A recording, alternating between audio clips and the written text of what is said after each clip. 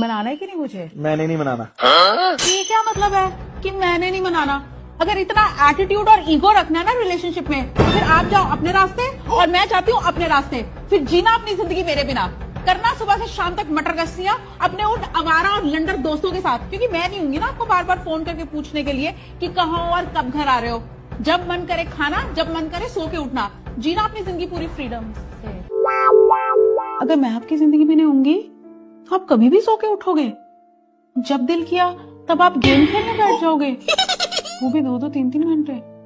जब मन करा बाहर से ऑर्डर करके खाना भी खा लोगे और कभी किसी को भी फोन कर दोगे।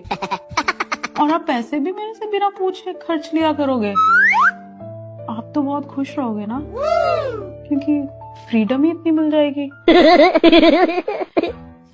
बेबू यार, कपल्स में तो छोटी मोटी बात पे लड़ाई होती रहती है, और आपको पता है हमारी लड़ाई कभी इतनी बड़ी तो हुई नहीं कि हम ऐसे इतना बढ़ा के बैठ जाएं। कोई बात नहीं, अगर लड़ने के बाद आप मुझे नहीं मनाओगे ना, मेरा दिल बहुत बड़ा है, मैं अपने आप मान जाऊंगी, पर मैं कभी आपको छोड़ के नहीं जाऊंगी बेबू।